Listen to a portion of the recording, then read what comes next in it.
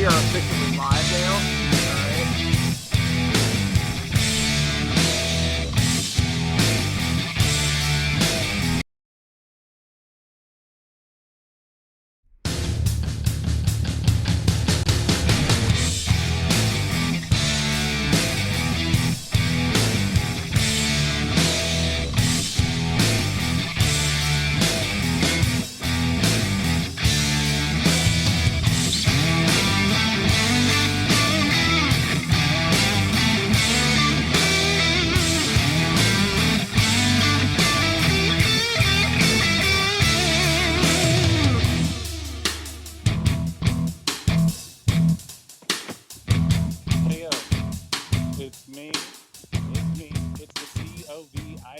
What's up, everyone? It's the RBE here on behalf of the Heelcast, and the edible I took kicked in for sure, so please apologize anything that I may sound overly stupid with. But speaking of overly stupid, I've got 3 guests with me this week. First and foremost, coming off a wonderful quarantine, would be the Exalted Brother _. What's going on, my man?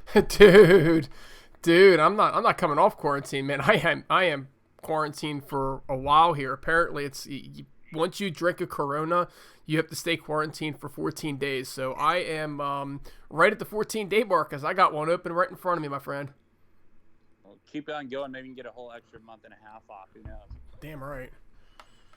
And also with me, you may hear him fapping off somewhere in the background. I've got the king of fap style with us. I've got Fap and Hurls. Hurls, what's going on, bro?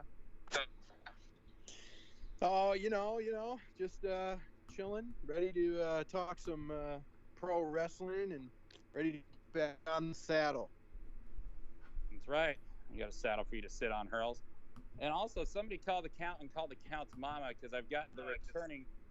You may know him as a man on the same level lately as Stone Cold or Hangman Page or James Storm.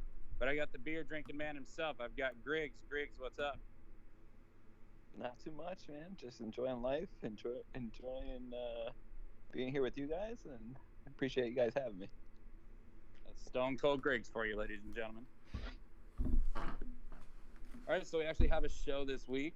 We were off last week because we were all social distancing and didn't want to give any of the COVID germs through the phone to anyone. But let's see our plugs. Someone help me out with Larkin. I'm not in the best state of mind. Larkin, the S&M show, right? Or SMS, right? Help me out, guys. Yes. S&M podcast. And the Lingerie Fighting League LFC Championship official podcast. S&M podcast. We've got Hurls. What have you been doing lately? Oh man, I'm like almost everywhere lately. You should be nowhere, man. You're supposed to be sitting in your house doing nothing. The fuck? I'm in my house, but I'm everywhere on the web, And you got to pay extra if you want to see the extra content. But anyways, no. Park World podcast did that. Did the latest episode on Epcot, so make sure you check that out. We did newest episode of the Retro Review Crew. We did that one on Donkey Kong Country 2. That dropped last couple Fridays ago. I also did a sports show with Chef, who sometimes comes on the podcast. So that was a fun show. So yeah, I've done quite a few in the past week. And Hurls, I've been meaning to ask your thoughts on the fact that Pornhub Premium is now free to everyone, whereas you've been paying for this for years now. Your thoughts on this?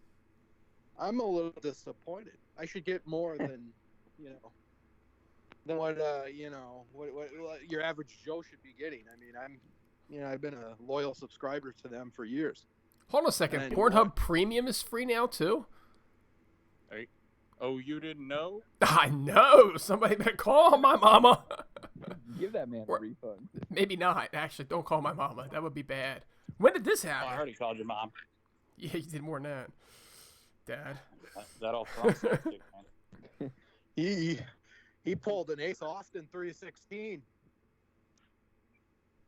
Just banged your mom. You guys don't know what you're talking about, Hurls? Just stop this, Hurls. AEW fan. You tainted the show with Ace Austin already. Check out BQ at the Impact Lounge. Check out the Total Nonstop Impact podcast with our buddy Kyle, who I believe is still doing the show. Anyone I'm missing? Wrestling Robert is missing. I don't know what's happened to him, but Rob, we love you. FK9 has like 31,000 subscribers now. Did you guys see that? Son of a bitch. Good for him. That's what I'm saying. That's what happens when you stop reviewing wrestling, apparently. But we still appreciate the FK9 commentary on Twitter from time to time. Am I missing anyone before we hop into some news? I'll take that as a no. Well, Hurls, you got your bragging rights in last night as you told us that Impact just signed the only decent female wrestler that AEW ever had in Kylie Ray. Hurls, your thoughts? Well, I want to clarify. It was the only original AEW wrestler they signed. Because, Allie and Awesome Kong and whatnot. But, yeah, this is a good signing. I mean, I don't see why you wouldn't at least reach out to her. I think she's some work. I've been actually paying attention to her because she's big in the Midwest. She's been really blowing up in Chicago. She came to Milwaukee a few times too. So she wrestled a lot in the Midwest. So I knew a lot about her. I always thought she had a good look. She's pretty good in the ring. So I was pretty happy they were able to land her to a long-term deal. No, I definitely think I agree with you, Matt Hurls. Sorry. I agree with Hurls. I think it was a good pickup by Impact, and I'm surprised that someone else didn't take a play for her, but I think that's where she wanted to be. So I'm looking forward to see what comes from her. I've only seen a little bit of her, and honest to God, I've seen enough of the AEW women's division to know that she's a clear upgrade. That doesn't really say a whole lot about her. It's kind of hard to be a downgrade. That having been said, she reminds you of, who's the chick over in WWE that smiles all the time? Bailey. She reminds you of like a Bailey knockoff, which is kind of funny because I don't even know the kid's name. But that having been said, I think this is like a perfect fit. This is a girl who, right? She retired because, I don't know, of depression, or she was just, had too much and couldn't handle it. And Impact's a perfect place to be if you want to have a light schedule and still be a wrestler. I mean, is she going to get rich there? No, but it's about a work-life balance, right? And I think that this is probably great work-life balance for her, kind of like it was for Jeff Hardy, right? So I think that this is a great signing. Because it's a great fit. And I think that she's somebody that'll stay there for a while as they cycle wrestlers in and out like they normally do. It's a shame because I'd rather see her in AEW where she's needed. Let's face it, Impact already has a good women's division, Hurl. This is not me dissing Impact. This is just me acknowledging that this is a strength for them. But at the same point in time, it's a perfect fit for all around. So I hope that she has a long, prosperous career there. It's funny that you made that assessment, though, about Bailey, because my wife made the same thing when she saw her on TV. She's like, is that a ripoff of that WWE character? And so for you to make that assessment and not really watch WWE, that's the same thing my wife pointed at. So basically you're saying I'm at the level of analysis as your wife now. I'll take it. That's an improvement. Winning. I don't want to make Raven jealous or anything. Tell her I said she has terrible taste, but hey. But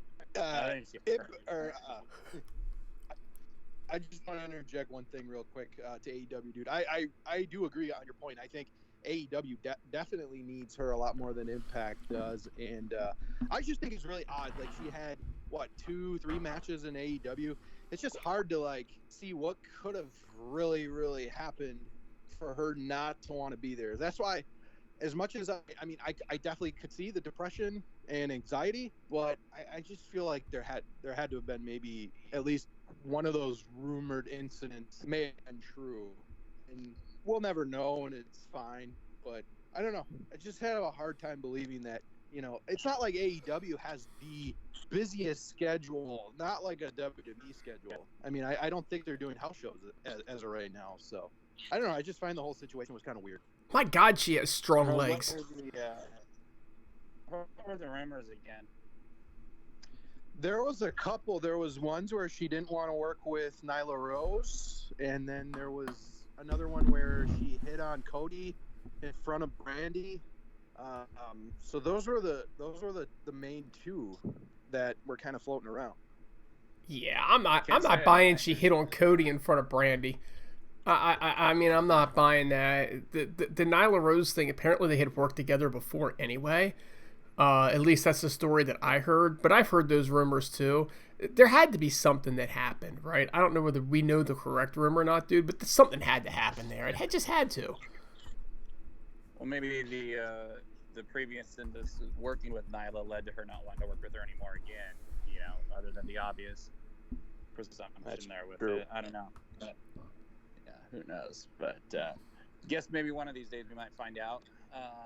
Now, Hurls, the other thing with the Impact is a couple there is getting into a video game. So Rich Swann and Sue Young are getting into the virtual basement video game that's being created, which is much different than most of the IWC, which is their mom's basement. But Hurls, I'll kick it to you. You're the video game guy here, number one. Yes. I am really, really pumped for this video game. Even though there was, AEW dude brought some bad news to it, so I hope that doesn't really hinder other wrestlers from signing. But basically, what this is, there's two new wrestling video games coming out that are not WWE. There is a retro video game. That one is in the shape of like a Super Nintendo. It's the sequel to WrestleFest, the WWF WrestleFest. It's the same creators from that game.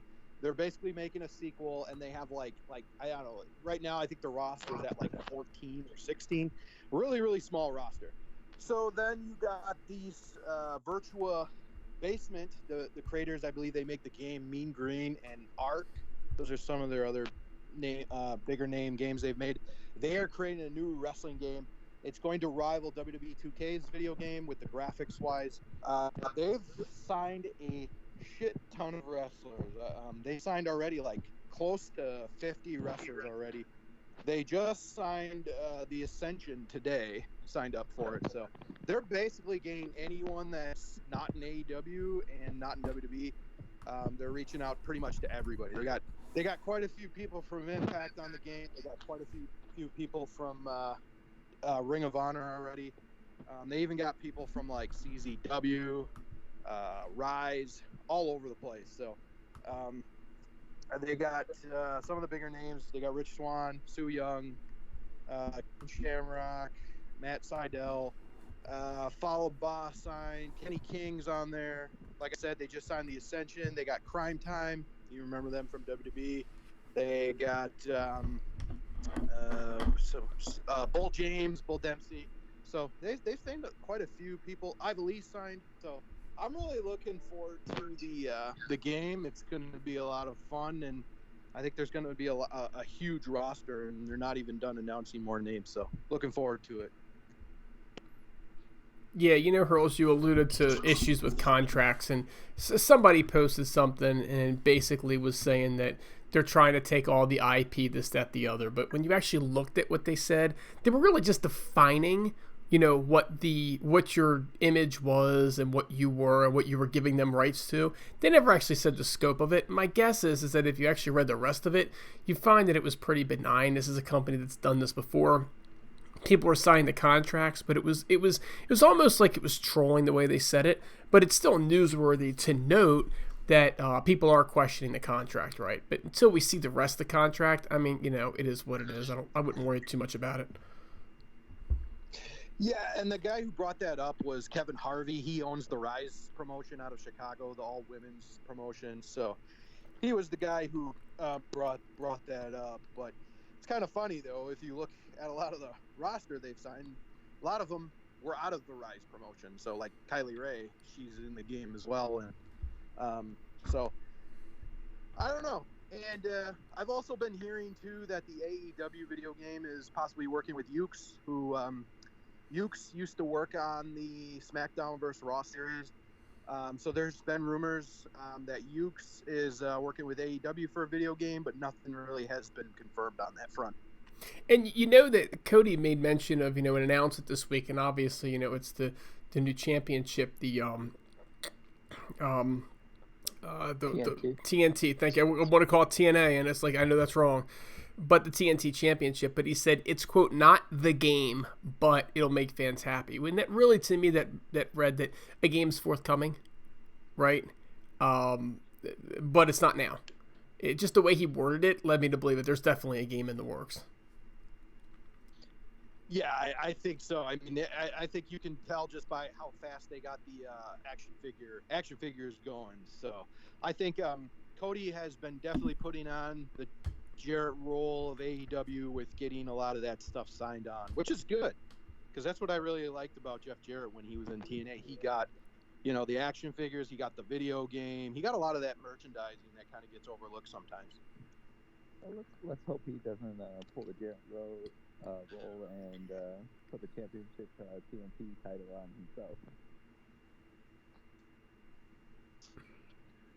No doubt. But I haven't played video games in about 8 years or so, but I do have interest in seeing how both of those games, if anything actually ever comes of them, to give them a shot and check them out. So we'll see how that goes. I mean, I'd buy it. I'd buy it. Do they make it for? Sure. Do they make it for Nintendo 64? I mean, I think personally, I think it's smart for Impact to try to get their people in a game. Yeah, I mean, like I said, they got a lot of Impact people on there already. You got, Brian Cage is not technically anybody, but he's in the game right now. Falaba, Rich Swann, Su Yung, Kylie Ray.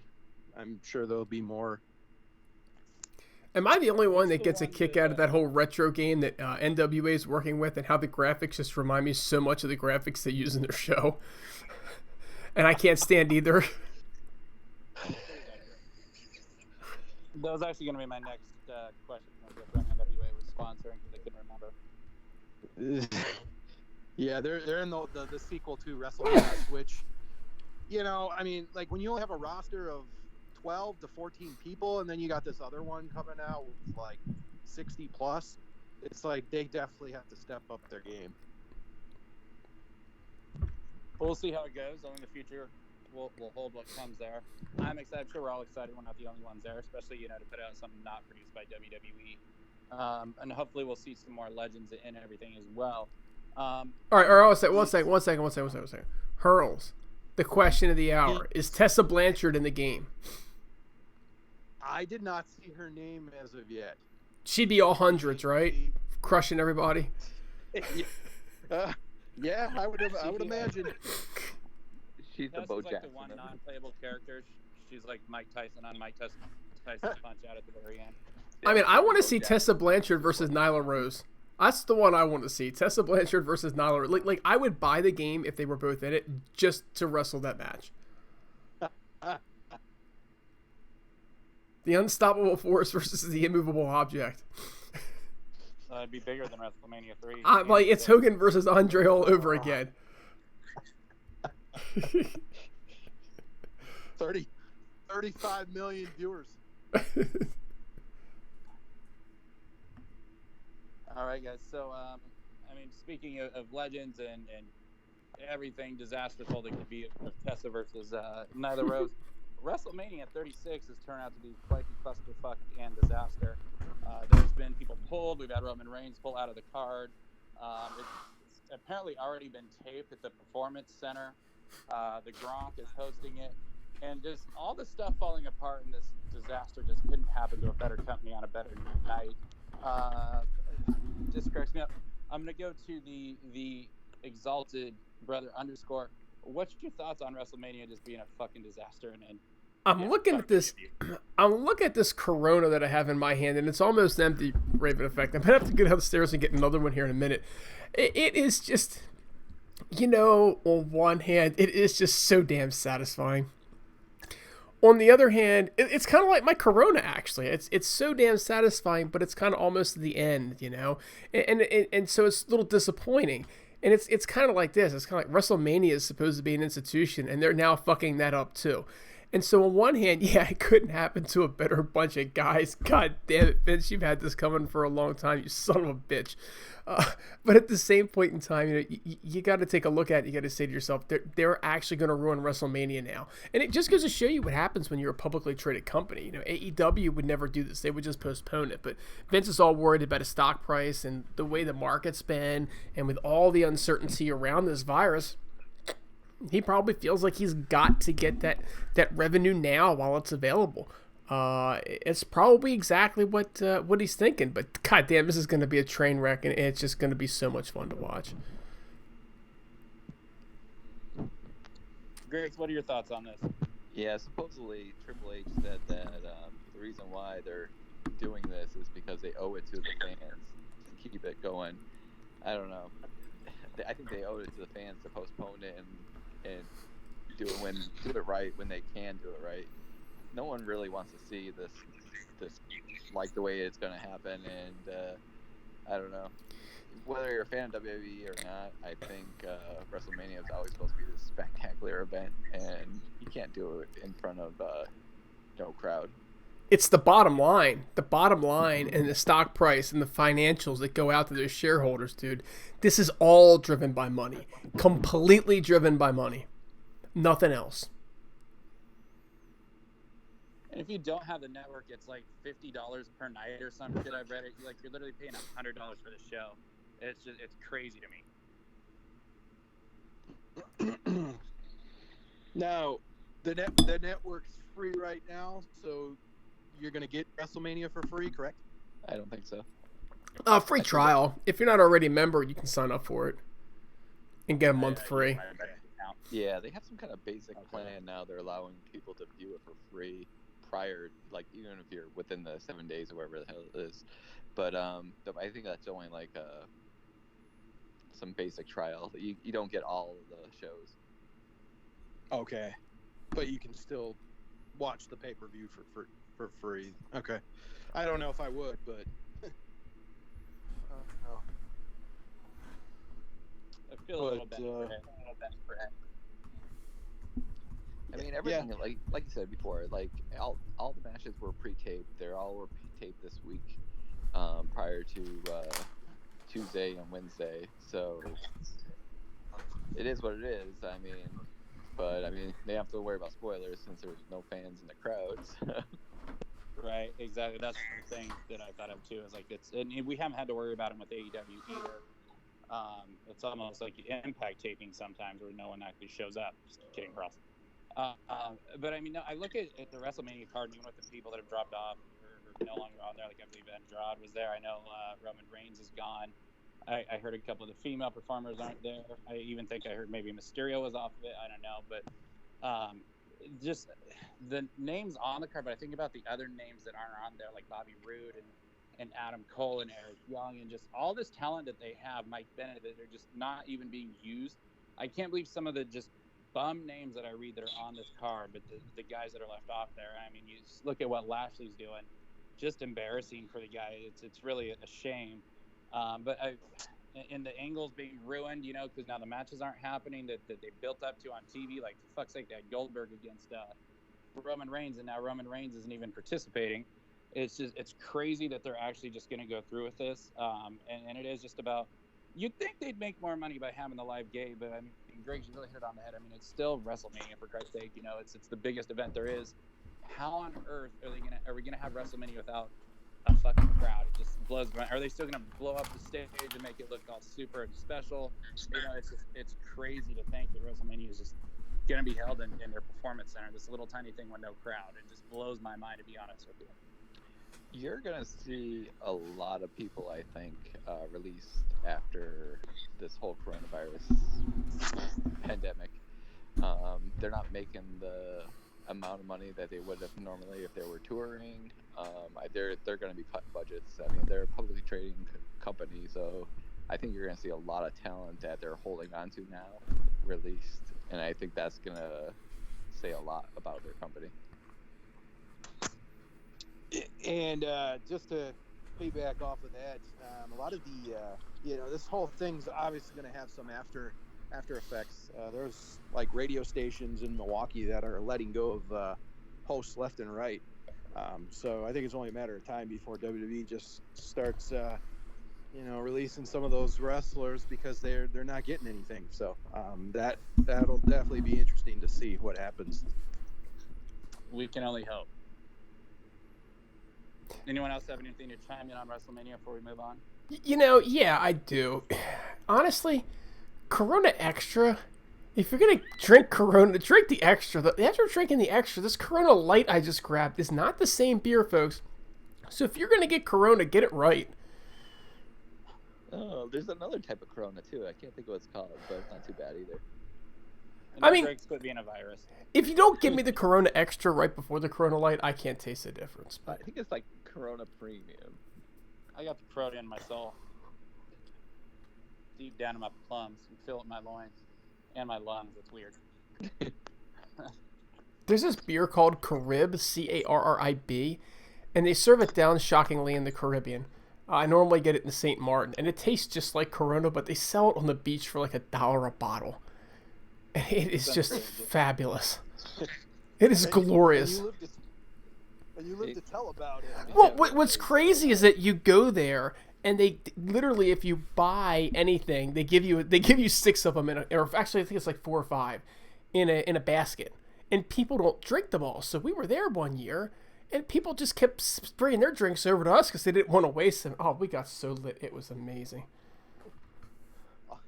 All I'm gonna say is I really hope that wasn't Dominican Republic.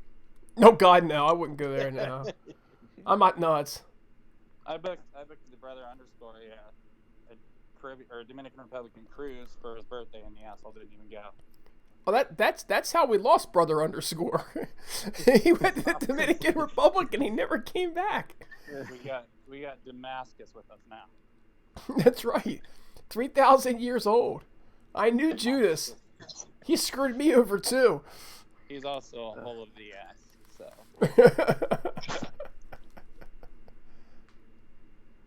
So I mean, we've been talking about WrestleMania, but now, so WWE may actually go on hold, actually take a break after WrestleMania, which is crazy because there's about, 50, 60 dead people that wish they would have went on a break a long time ago. All the blood that's on Vince's hands from that kind of shit. But so both AEW and WWE have been recording in Florida, but now Florida does the whole, the shutdown order. So they're not going to be allowed to do that. So it sounds like neither show is going to be able to tape. I guess I'll go to Hurls here. What's your thoughts on this? Yeah, I think it's just insane to think about WWE taking a break. When was the last time you saw a company take a break? The last time I can remember was WCW took like a 2-week break when they brought back the R&B, I think it was the New Blood. They basically shut down the whole company and then came back like 2 weeks later. It was when Bischoff and Russo were at the helm when they did it together. And other than that, yeah, sure, you might see like a best of show at New Year's or Christmas, but to take a whole month off is just, that's, especially coming from WWE, that's very, very surprising.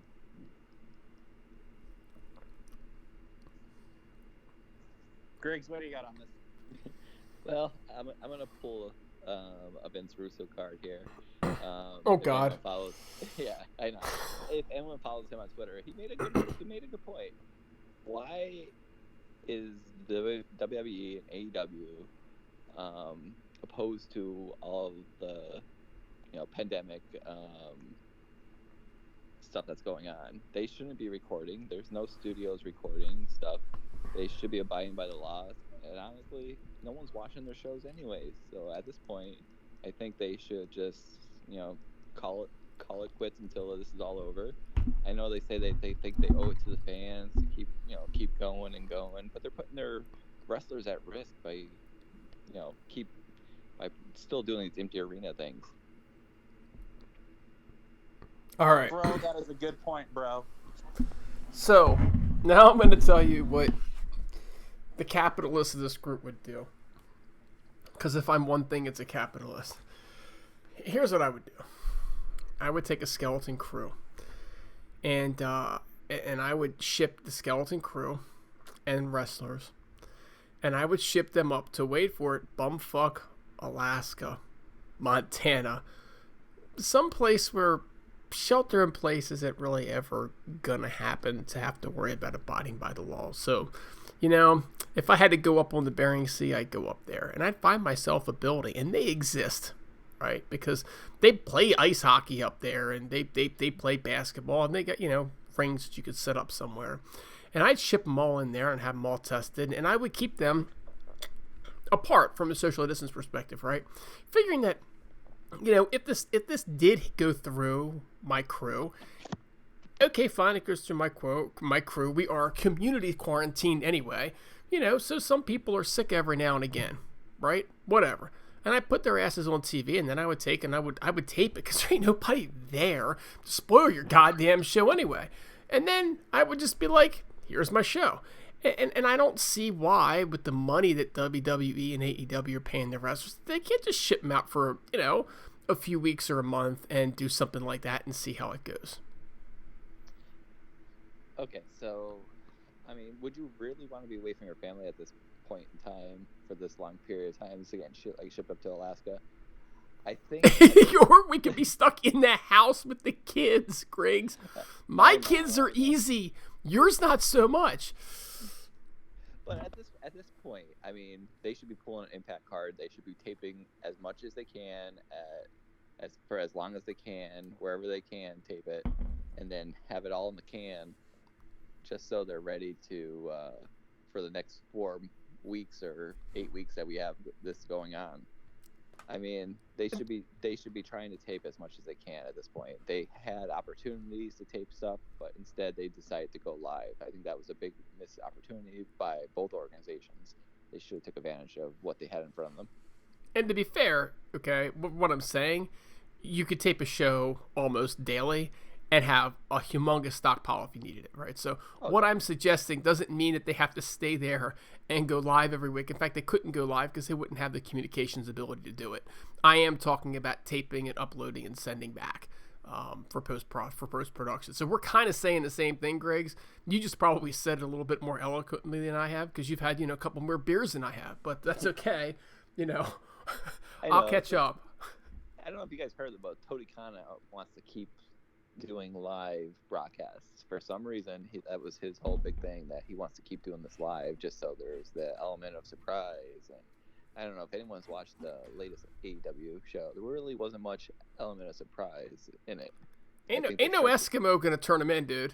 Ain't no Eskimo gonna turn him in an empty arena. You're not getting turned in an empty arena whether you're live or otherwise. And, you know, apparently they retaped the whole Jericho Matt Hardy segment. Anyway, they originally taped it the night before, didn't like the way it turned out, so then they retaped it because the Darby Allin match, if I remember correctly, it was Darby Allin and Sammy Guevara, was not live. It had been taped the night before too, so while they were airing that, they taped the redo. So part of it's taped anyway. Yeah, I read that as well. They probably should do the tapings. You guys have good ideas. I don't know if we should fly everyone to Alaska, but, you know, it's an option apparently. You get the idea. Some place where you're not going to worry about them saying you got to shut down because you got to have social distancing. And they're out there. Good old Milwaukee. That's right. I would go out to Oregon myself. I know they're clean out there. Stay away. Actually, I don't, because you're not from California. I don't give a shit. Come on in. Anyone else got anything to chime in before we move on to the next, I believe, the last story? No. All right. So, I'm sure you guys have seen the Brody Lee videos now that he's been revealed as the Exalted One. Sorry, Brother Underscore. No, I am the Brother Underscore's dead. I am the Exalted One, not Brody Lee. And if I see him, I'm gonna tell him. Sure, he's shaking in his boots. Now, how's it been? He's been more kind of like a mean, dick-headed cult leader and goofy, zany shit that we'd seen before, which is it's good because we get enough goofy and zanity from. But so, apparently he's been mocking Vince McMahon in these videos. So apparently Vince doesn't like it if someone sneezes around him. He loses his shit. Wants to be the last one eating. And then what was it just last night? What did he do in the video again? I can't remember. Somebody coughed or was gonna cough or something. Yeah, apparently Vince has an issue with that too. My God, man. I think it's hilarious. I think it's awesome. Rumor is that it's upset Vince and some others in there. Who knows how true that actually is. I'm sure he probably doesn't care too much, but he'd probably get a little bit butthurt with the ego that the man has. But I think it's fucking hilarious. And I think it's great. Take your shots at it. And the one thing that does bother me, though, is like how shitty of a person he is. But the fucking WWE tard fanboys that just defend it and get so uptight and butthurt over this skit, because I've seen a lot of the comments. It's just ridiculous. The guy's an asshole. Quit supporting the shithole company with the shithole product. Don't be a dumbass, Deshaun, and continue going with this. But I mean, let's go with Greg. What are your thoughts on this? The ever muted Griggs.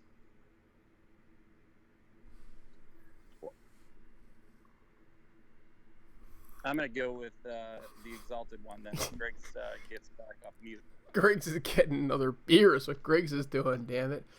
He's going for a brewski, and Natty Bo probably know my boy Griggs. I look at it like this, man. Now he's back. All right, Griggs, you go, man. People want to hear you more than me anyway. What are you guys talking about? I'm sorry. All right. We were talking about Brody Lee scratching Vince McMahon's asshole. Right? I don't know, guys. I mean, that's a far stretch. I mean, if he is totally making fun of him with the whole Stiggy thing, I think that's a far stretch. I mean, people are just looking for something to. Whatever, Griggs. No one wanted to hear that opinion anyway. All right, so here's the deal, right? Does anybody know what the Big Show was all about? Why they turned Giant into the Big Show? Somebody tell me.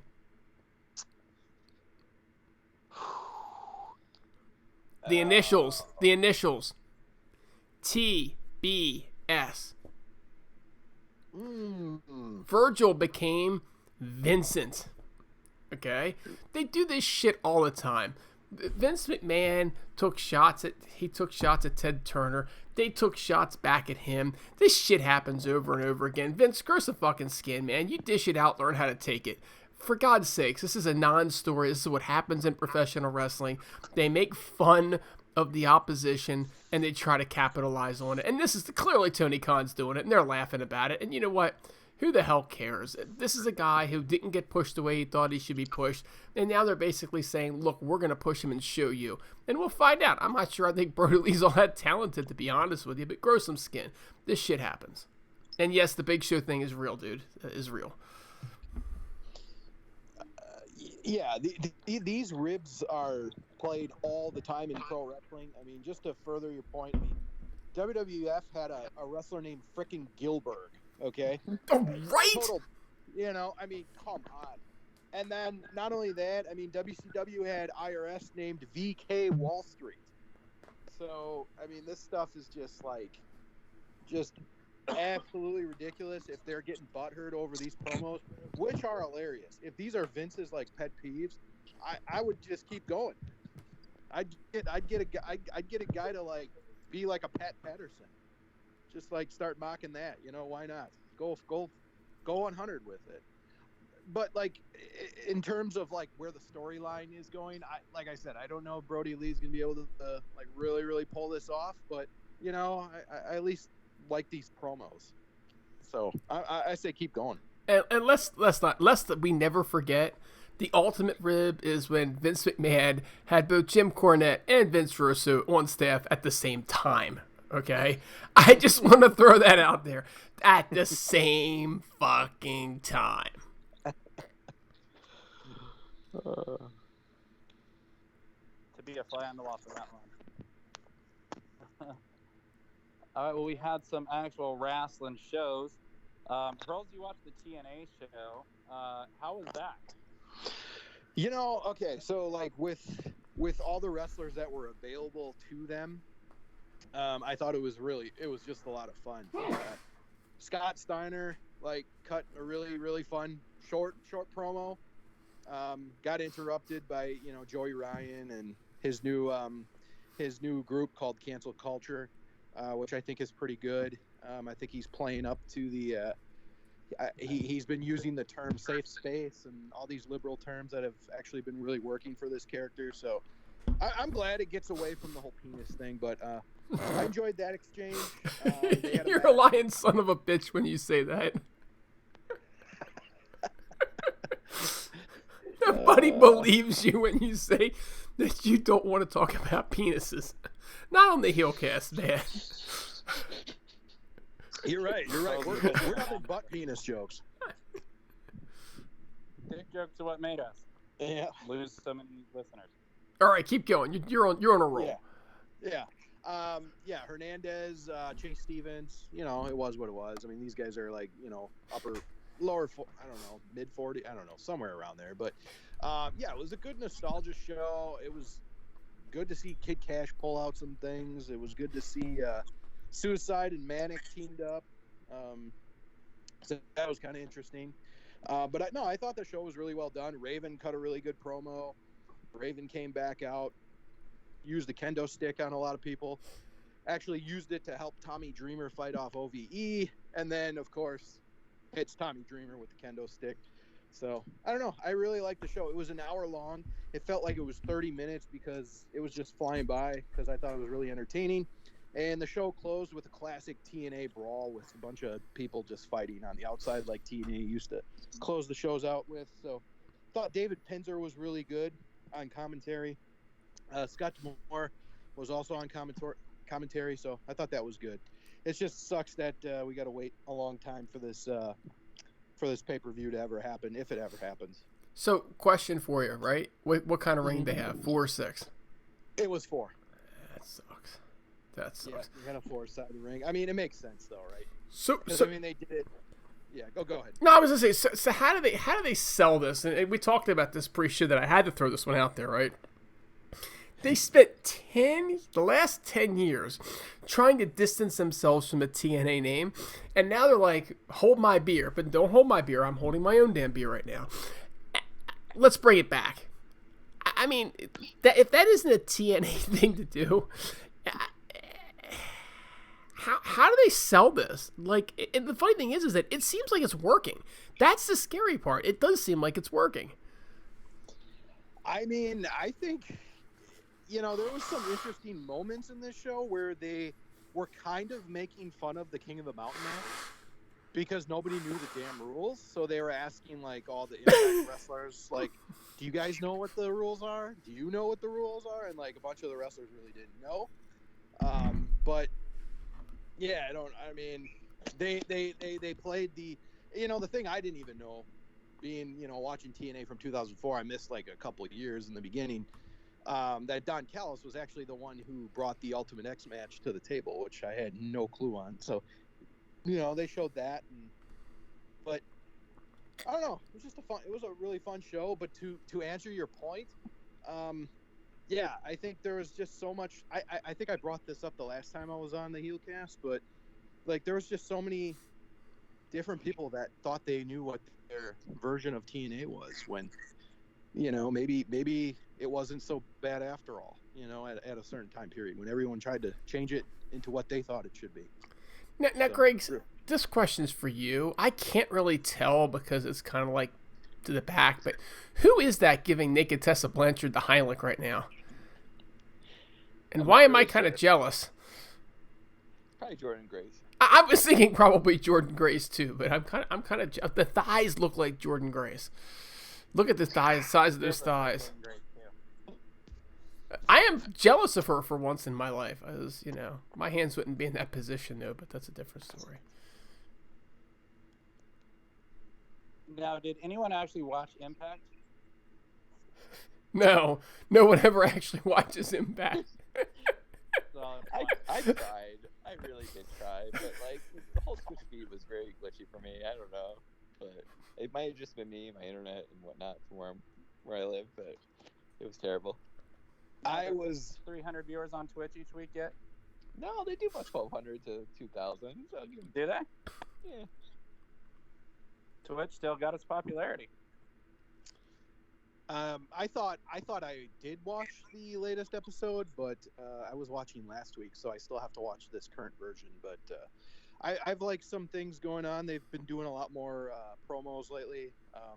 Some of the Undead Realm stuff is really cheesy, but like a B movie horror. But I've actually kind of enjoyed it because huge Stu Young fan. I like Havoc, not as much as Larkin, but you know. It's been entertaining, and obviously Father James Mitchell is just classic. So I'm sure Griggs is or not Griggs, but Larkin sure spent his fair time interviewing a bunch of B-movie whores as well too. So that's next. All right, so we'll hop into Dynamite then. So I thought they definitely had a much better show this week than the last. So we had Omega against Trent Barreto, which I thought was good. Thought it ran too long. Unfortunately, we had a women's match on the show. So we had build between Hager and Moxley. We had it Jericho releasing the Hounds on Vanguard 1 skid. And the main event, we had Sammy Guevara and Shawn Spears defeating Darby Allin and Cody Rhodes with Darby kind of, I don't know if he's turning heel or not, but he attacked Cody after the match. And, of course, the highlight of the night was the Murder Hawk debuting and destroying Marco Stunned Growth. We'll go to the Exalted dude here. What were your thoughts on this week's show?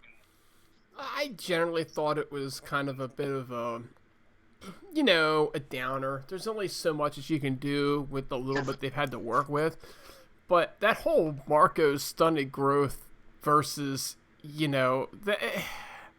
why in the world are you introducing a killer? Like, they built this guy up to be a freaking killer, and then it's like, your first match is against Marco's Stunted Growth, and you have to let him have some offense in here too, by the way. It can't just be. And then I just threw you into the ground a couple times, and I stepped on top of you when I beat you. It was bullshit.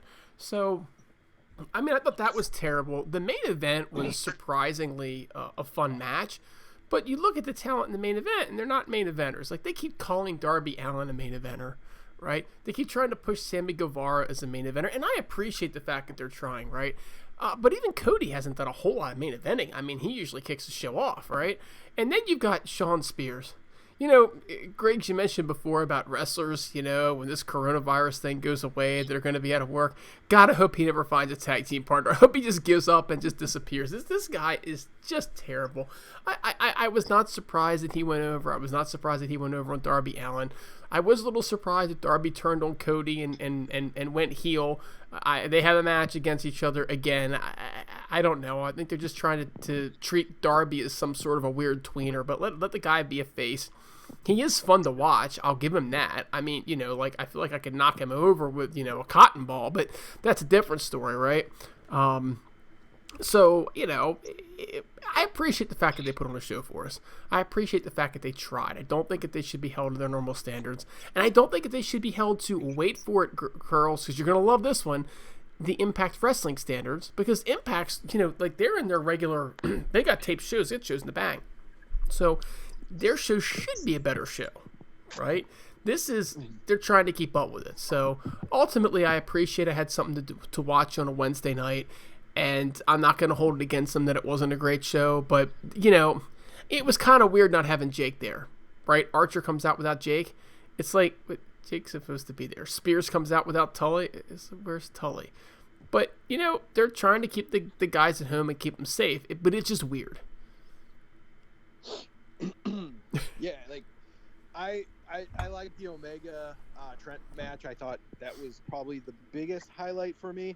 The Jericho Hardy stuff was another more that kind of, B horror movie type stuff, but it was funny. I appreciate that type of stuff. So that was pretty good. But like you said, the main event, I don't like most of those guys. Darby Allin's kind of growing on me a little bit, but like you said, he's not, I don't look at him like a main eventer in my eyes. He looks like a Kidman to me, even though, WCW tried making him a main eventer, but now, Hurls, let me ask you a question, because I'm with you on this. Like, we agree on this, right?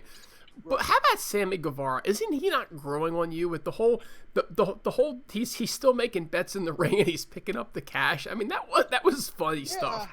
That was funny shit. That was hilarious. Yeah, I mean, he's definitely got personality, which it has, definitely came out. It was just too much too soon for me with him. And maybe it's, growing on me a little bit with him. I respect the fact that he's really trying to make this work, though. And I think he's doing a pretty good job. He's one of the more entertaining guys on AEW, I will say. Cody's just kind of there for me. He always kind of has. He's not, I don't know. I don't really look at Cody like a super main eventer. And Sean Spears, like, that guy's so brutal. He's so bland, so boring. Yeah, so I was not digging the main event, and it also seemed like the Lance Archer, Marco stunt kind of set a lot of people the wrong way. So, how about the women's match? What'd the women's match do for you? Not much. Dude, it was a botch fest, dude. Yeah. It was a terrible botch fest. That chick that they brought in, and I understand they're trying to use indie folks, but dude, that was bad. That's like, you're used to watching Impact Wrestling where they have a really good women's division, and then you got to watch this shit on TNT. That's got to just piss you off. I don't know. I think AEW, like, eventually they'll get there, but they have to address the women's division if they want to be in 2020. They definitely have to address the women's division. They got to get it to a point where either A, you're not going to have one at all, or B, you're going to at least make a good attempt to make it at least watchable. And right now,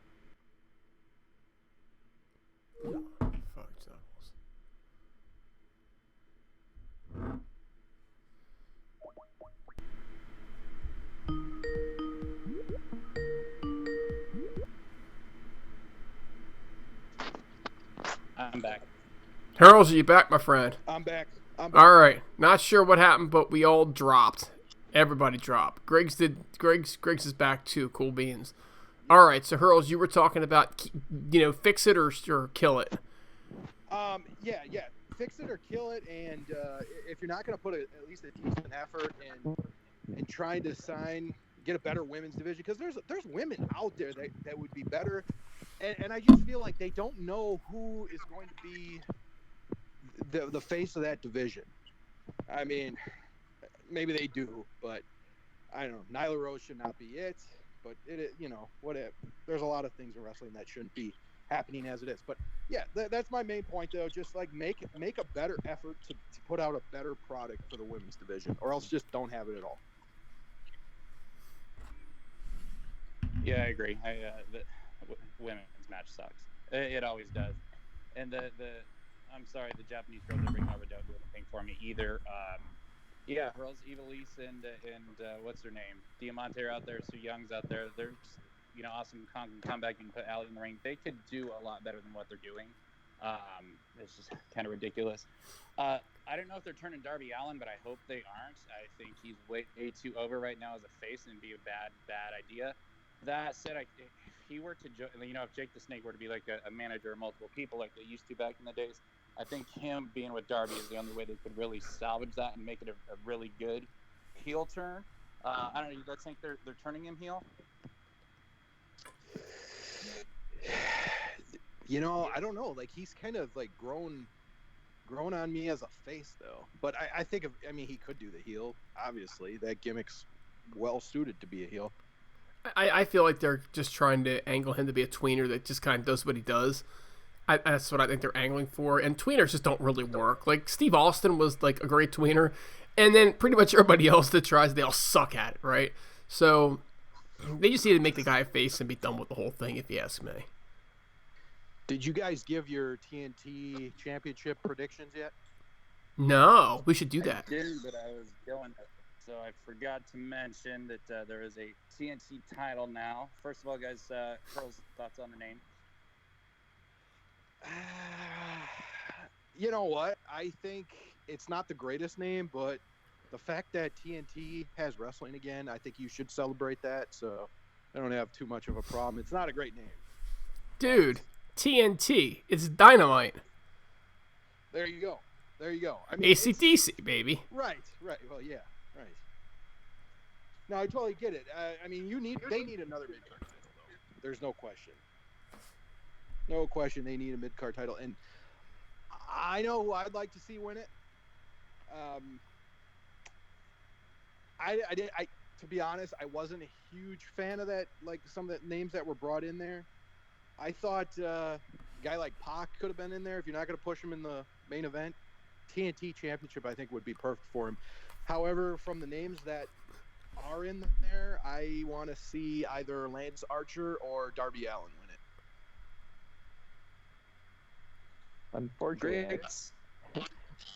Unfortunately, I think you're going to see Cody win it just for popularity reasons, and I don't know, because do you guys know the card that's going on there, the 4 matches that sort of set it up right now?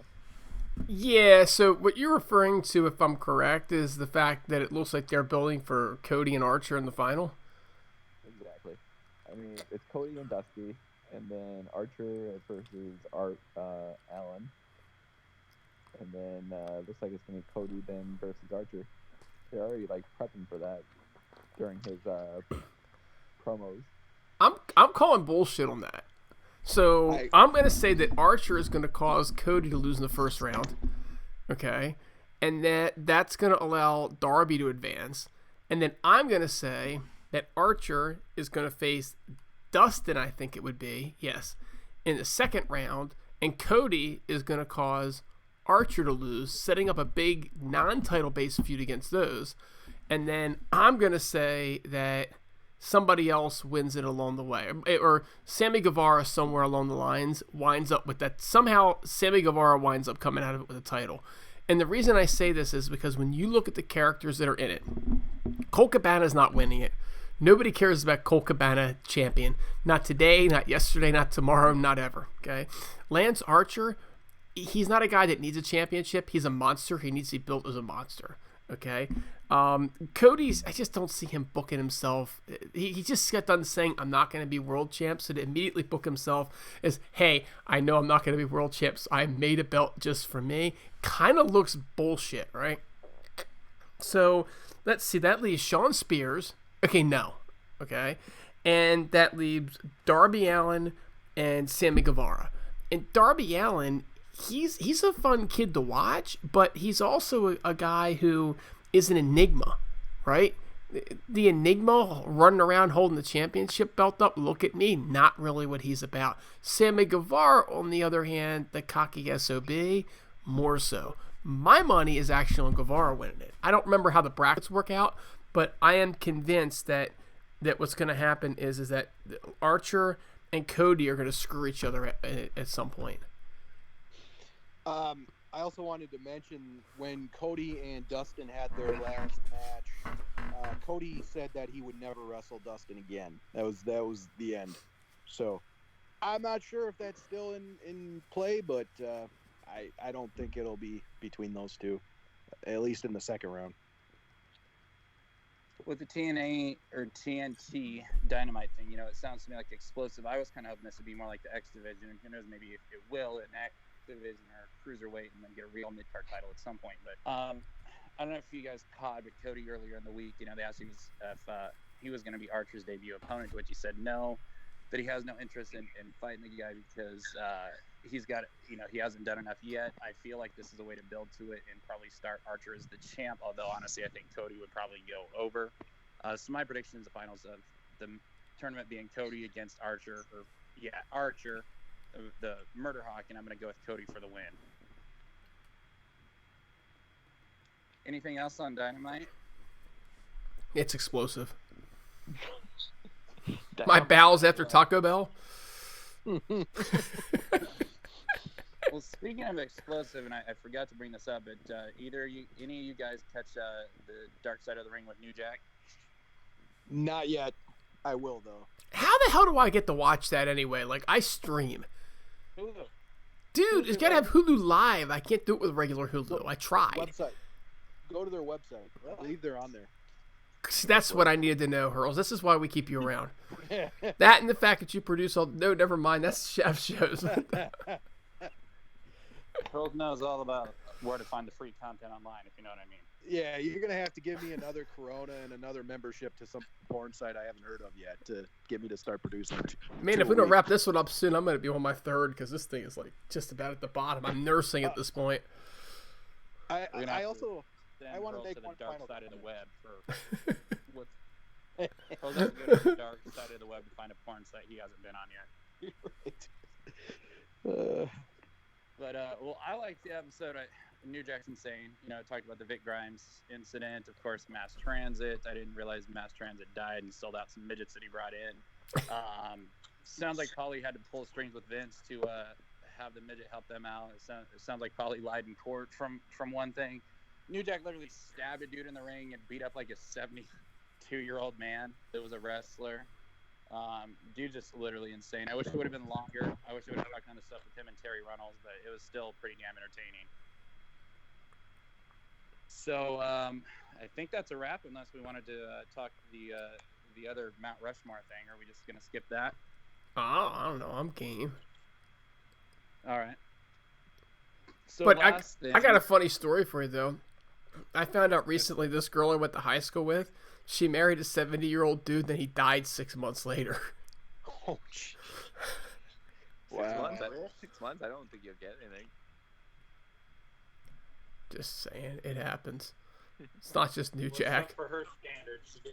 I know, right? So, all right, guys. So, I guess the last thing, just for fun. So, The Rock, they did an interview with The Rock and they asked him this Mount Rushmore wrestling. So, 4 people. I know it was Hogan, Austin, Flair, and then he wasn't sure who the last person was. Did I get the 3 names right? I don't remember. I just remember him talking about how he was on the backside of Mount Rushmore. It wasn't him. Yeah, let's be honest. If anyone's going to go on there, it should be him. But, I mean, guys, what would yours be? I'll start with you, Brother _ Exalted. Oh, man, you're going to start with me? I was hoping you would end with me, because I'm going to be so much different than the rest of you guys. It's not even going to be funny. Yeah, you go, Griggs. I'm going to be way off the wall with this one. All right. Tessa Blanchard, Jordan Grace, and Vince Russo. I almost peed myself, dude. I got 2 beers in me, too. I had a small bladder. That's great.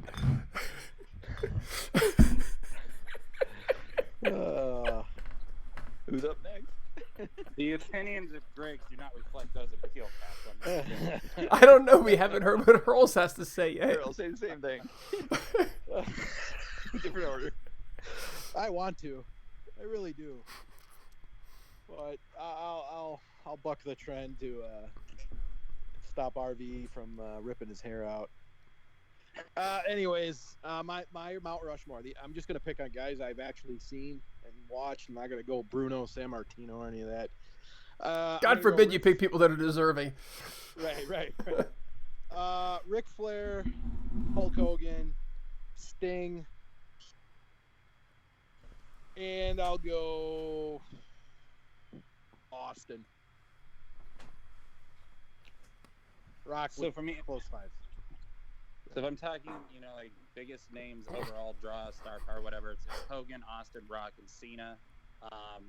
With homage, like runner-ups being Flair, Savage, and Goldberg, and then to a lesser extent, Andre, Undertaker, Warrior. Wait, did you not put Bret Hart on there?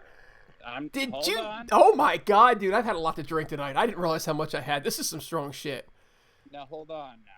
Okay. Say for me personally. Okay. That's if I star power draw whatever that'd be my 4. For me personally, is in like my favorites. Bret Hart number 1, Hogan and The Rock the other 2. I can't figure out who I put as 4. I've got Raven, Christian, $1 Million Man, Kurt Angle, Jericho, Warrior, Savage. I can't tell you who'd be my number 4, but I got my 3 favorites of all time there: Bret, Hogan, and The Rock. Guys, he put Goldberg over Bret Hart. As star power. Drawing terms, Griggs. He's a killer. Goldberg's a killer. Wouldn't Andre be ahead of Cena? Andre the Giant? I don't think so. Cena did. I think Cena's the 4th biggest star that company's ever produced. What about Brock Lesnar? No. Yeah. I wouldn't even put him in top 10. I'd probably put him after, I'd put him in the category with Undertaker, Savage, Warrior, Undertaker, Warrior, and Andre. I'd put Brock there behind those guys. I put it right next to Mario Jannetty. Who wouldn't? Oh man, Grace, who are your real right, real four? They your real four, Grace? Hogan, Austin, probably The Rock. I don't know my next one. I mean, I don't think it's Flair.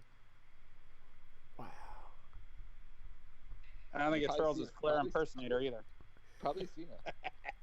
All right, so I'm not too. I'm different. Yeah, I am different. So if I'm looking at my Mount Rushmore, and I'm looking at it from end to end, I'm looking at my bookends. And on one end, you've got the guy who was just bigger than the sport itself because he was so goddamn big that you don't even need to carve him. All you need to do is take his ashes and put him up there. And that's Andre. Andre the Giant was no, Greg's not Nyla fucking Rose, but I will admit does kind of fit the description of what I just said. So seriously, Andre was without a doubt the biggest star of the 70s. He was making like $400,000 a year back in the 70s in those times with no TV contracts, just because he was that much of a draw. The guy was iconic. He was undoubtedly the biggest star, even into the 80s, that WWF had or wrestling had around the world. And he handed that off, but at that point, he was still the biggest star. So Andre's on one bookend. When I look on the other end, I'm talking about a guy who's the exact opposite of Andre. Not a physically imposing person, and very, very flashy. In fact, as flashy and as much flair as somebody could possibly have, and that is the Nature Boy Ric Flair. Another guy who transcended the sport. Hour-long match after hour-long match after hour-long match. 100,000 people in this outdoor arena, 100,000 people there. The guy drew around the world. He defended the title constantly, over and over again. He never took a day off. And still isn't. And part of it's because he didn't save any money along the way, but that's the Nature Boy Ric Flair. So now I'm looking at my bookends. I'm looking at Flair, and I'm looking at Andre. When you get to the middle, guys, there's a name that you did not bring up at all. Although, Hurls, you came the closest when you said that you're not going to talk about somebody like Bruno Sammartino. And that's the guy that got the whole thing started. There is no professional wrestling without the guy that was so unbeatable that he had to realize, maybe I need to lose once in a while. That's Lou Thesz. There is no wrestling without Lou Thesz. And to not honor that man is basically like not putting your George Washington on Mount Rushmore. So you've got to go Lou Thesz. And then obviously, if you're boring. So RVE just says boring. Are you talking about me being boring or Lou Thesz being boring? Lou Thesz being boring. You even know, man. You never watched the guy. You weren't alive. But he is the guy that really made professional wrestling what it is today, fixed, right? And then obviously there's a guy that transcended the sport and got the biggest standing ovation in the history of standing ovations anywhere. The guy that took the whole thing, and there's a reason we have TV deals today, and that's Hulk Hogan, right? You can't deny him the center of Mount Rushmore. And Spud might be my fifth, Greg. If there was a spot for a fifth, I might very well put Spud in there because Spud is great. There's been a lot of other great ones. I think you guys hit on some of them. I think that Steve Austin was hot for a hot minute. It doesn't mean that I don't think that he was very talented, but he was good for a few years. And outside of that, he was just a good hand in the ring. So I can't put him up there. I think The Rock had the ability, Raven Effect, you said it, to go over and be the GOAT and to take that title from Hogan. But he elected to go off and, I don't know, become a Hollywood star and make a shitload more money. So, God bless him and good luck to him, and we appreciate it. But he doesn't make the Mount Rushmore like he admits. And I think Cena's a guy that's held the fort down for a very long time in the early part of this century. Millennium, actually, really. But Cena didn't have the drawing power the other ones did. Wrestling kind of was in a nosedive when Cena got it, and he held it up, and I think he deserves a lot of credit for holding it up. But these are guys that made it bigger than what it was when they got there. So It's Andre, it's Flair, it's Thesz, and it's Hogan for me. All right, that's respectable. The brother. Oh, then I fucked up. If you said it's respectable, I fucked it up. I need to go again. So who is it? It's just Jordan Grace. It's Tessa Blanchard. It's David Arquette. Right, I forgot David Arquette. And how can we forget Vince Russo? I'm just gonna put Dixie Carter on there. Actually, there's a face I wouldn't mind seeing on Mount Rushmore just because she's kind of cute. Dixie Carter was no world champion like Russo, bro. So look, we all know Hurls is into women. Yeah, and his hand. But Hurls, who are your female Mount Rushmore? Who's on that? Oh wow. Can you have the same person 4 times? Yes, you can, Griggs, because I know you're just going to troll me, so you might as well get it in. Wow. I'm going to go Gail Kim. I'm going to go Medusa / Alundra Blaze. I'm going to go Tori Wilson, because she was damn fine. Oh, God, what she got? And then Fuck Kidman. Fuck you, Kidman. Fuck you. And to round it out, I am going to pick, we will go Trish Stratus. Not China. For mine, I'd say Moolah, Sherry, China, and Gail Kim.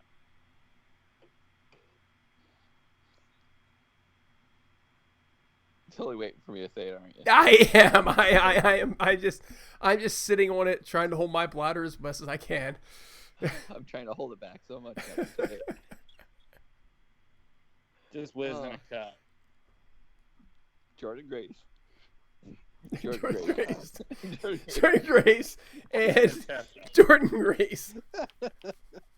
You at least you could have thrown Tess in there for the 4th. That's right. You should have gone Tess as the 4th one. Then I really would have peed myself. So who you got, Greg?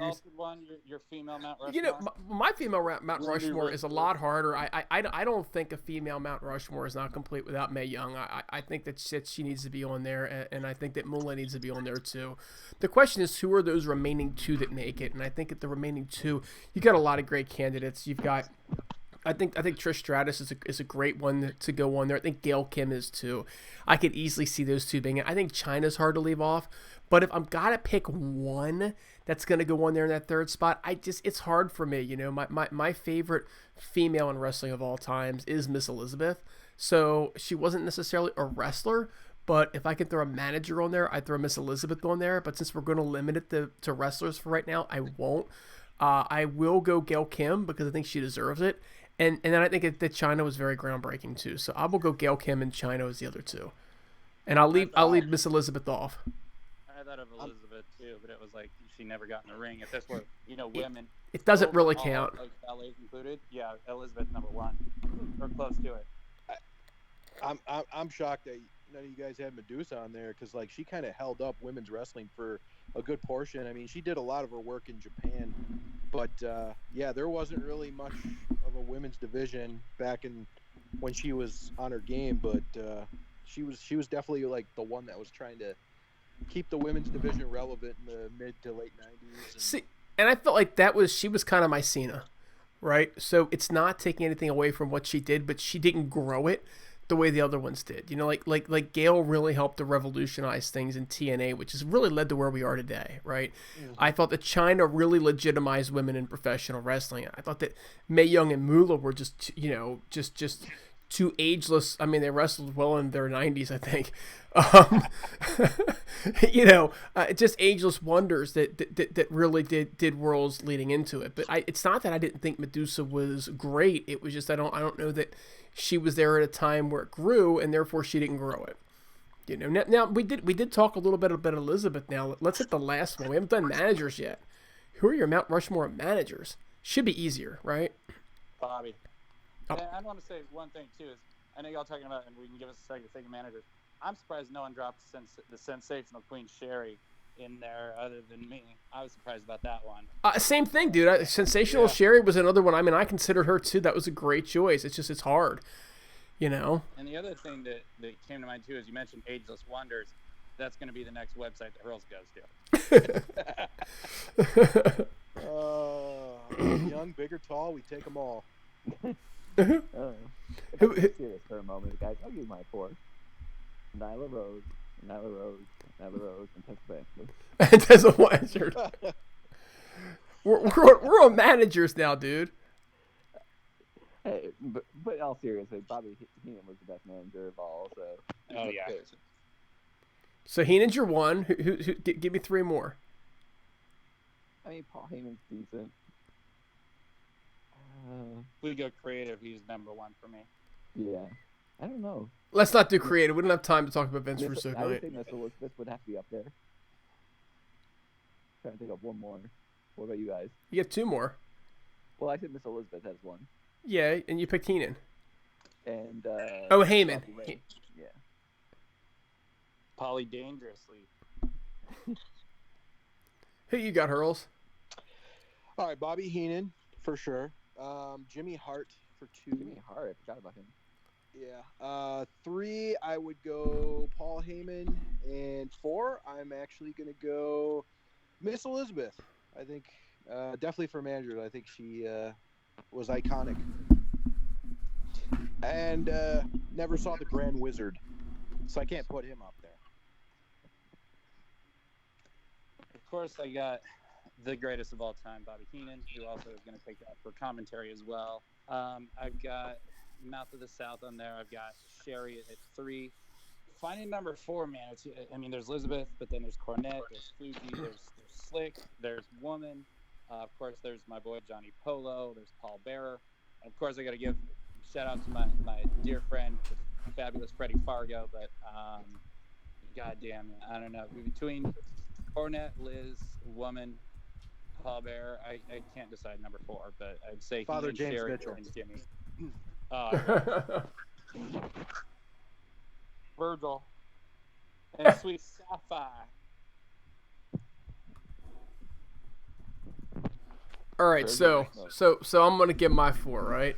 Obviously, if you're talking about the GOAT, it's Bobby Heenan, for God's sakes, and you can't leave Jimmy the Mouth of the South Heart off of this, right? So this leaves him with just 2 spots left.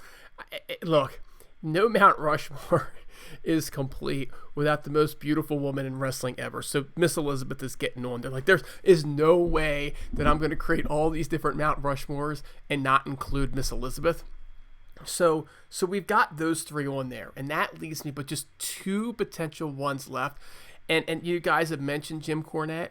And Jim Cornette, he was good, but I'm going to go a different direction. I'm going James J. Dillon.